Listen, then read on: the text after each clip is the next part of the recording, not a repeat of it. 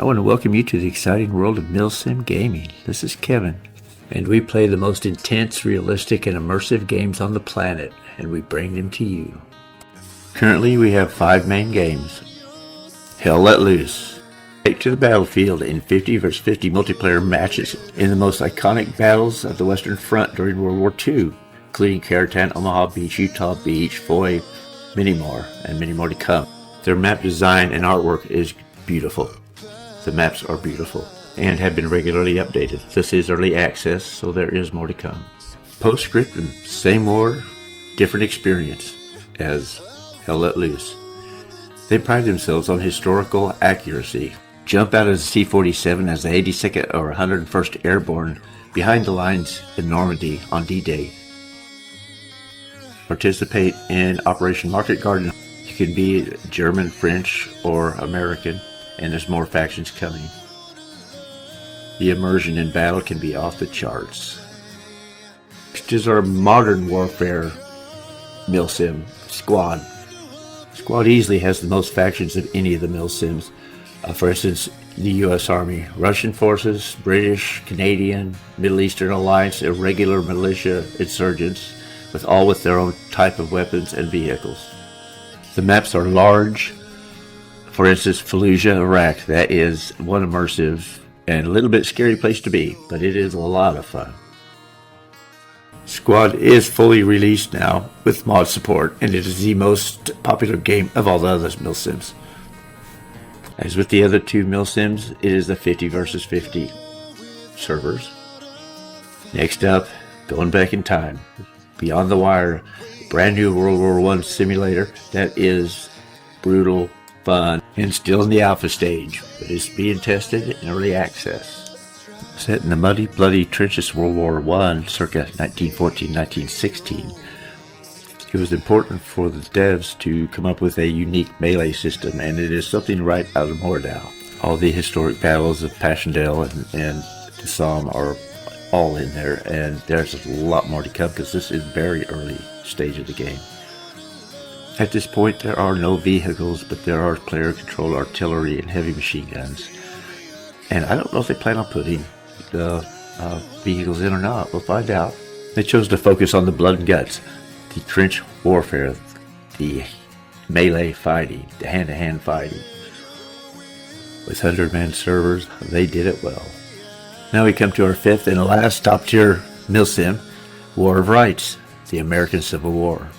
With enormous 150-man servers and set in the campaign of Maryland in September of 1862, you have to have a different way of thinking when you come into this game. Gone are maps, gone are communications. They didn't have that back then. Muskets, single fire, muzzle loaders. It takes a while. Example, you're taking 1 minute to reload about that, and you look up and the guy's 6 feet away from you with its bayonet about to stab you in the chest.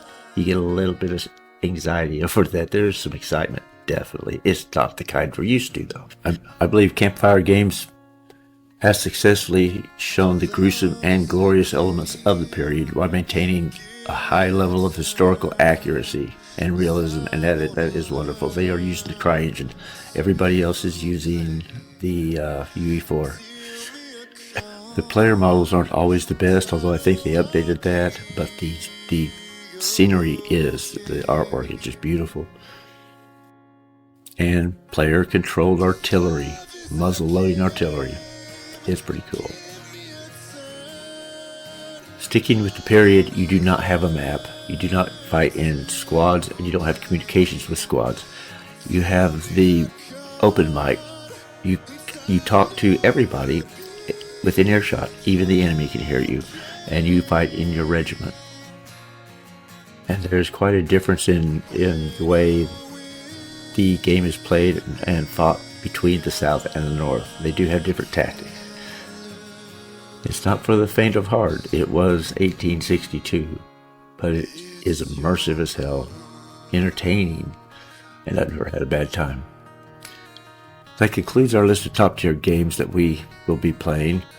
Here's a brief mention of the old games, the yesterday's games.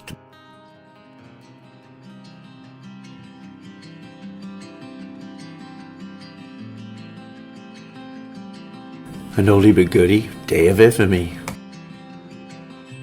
Red Orchestra 2, always a fun one, still fun.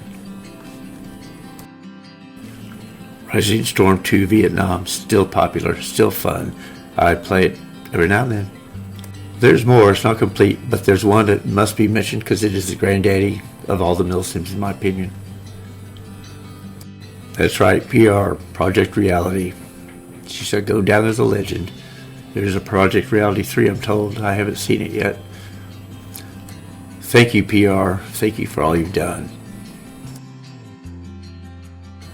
If you've seen anything in this channel trailer that interests you, please hit that subscribe button, like the videos, it helps us survive. We appreciate you. Keep your head down, wait for a medic, and I will see you on the battlefield. Much love to y'all. This is Kevin for the Military Simulation Gaming Channel, signing out. Bye.